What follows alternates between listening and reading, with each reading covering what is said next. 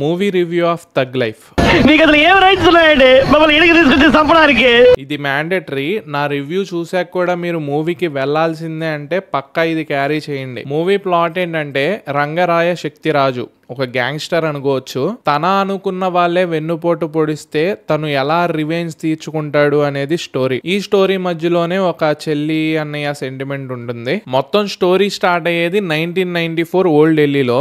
ఒక gun fight తో start అయ్యిద్ది. యాక్చువల్లీ నాకు ఆ షార్ట్స్ బాగా నచ్చాయి. అంటే చెవు లోపల నుండి గన్ ఫైరింగ్ జరుగుతున్నట్లు అలా ఫీల్ వచ్చింది. ఈ ఒక్క షాట్ మాత్రం థియేటర్ ఎక్స్పీరియన్స్ బాగుంటది. సో ఇంకా పాజిటివ్స్ అయితే పెద్దగా మూవీలో ఏమి లేవు. నామకా వస్తు చెప్పాలి కాబట్టి చెప్తున్నా వినండి. రెడ్ ఫోర్ట్ దగ్గర కార్ సీన్స్ కొన్ని ఉంటాయి. అది కూడా గన్ ఫైటే.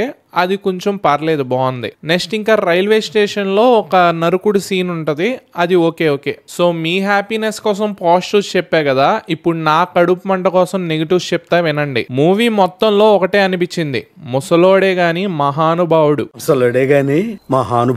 అంటే కమల్ గారికి త్రిష సెటప్ అన్నట్లు. వాళ్ళిద్దరి మధ్యలో రొమాన్స్ చూశాక తాతకి ఈ వయసులో ఇదంతా అవసరమా అనిపించింది. ఇంకో పక్క వాళ్ళ వైఫ్ తో లిప్ లాక్ సీన్ ఒకటి, బాబోయ్ అమ్మ వల్గర్ సీన్ రా అనిపించింది థియేటర్ లో. చెప్పకూడదు ఈ స్టేట్మెంట్, కర్ణాటకలో బ్యాన్ చేసి చాలా మంచి పని చేశారు మావా. ఎందుకంటే డిస్ట్రిబ్యూటర్స్ కైనా మనీ కొంచెం కలిసి వస్తాయి, లేకుంటే చాలా నష్టపోయే వాళ్ళు. మేబీ ఇంకో 1 వీక్ లో ఓటీటీలోకి వచ్చేస్తుంది, కంగారు పడకండి. అలా ఉంది స్టోరీ. అమర్ అని ఒక క్యారెక్టర్ ఉంటది మచ్చా, టోటల్ వేస్ట్. లాస్ట్ లో అన్నా చెల్లి సెంటిమెంట్ కొంచెం ఓకే, మరీ ఓకే అని కూడా అనకూడదు, పర్లేదు చూడొచ్చు. మధ్యలో ఇంకో దరిద్రం, కమల్ గారి వైఫ్ గతం మర్చిపోయింది.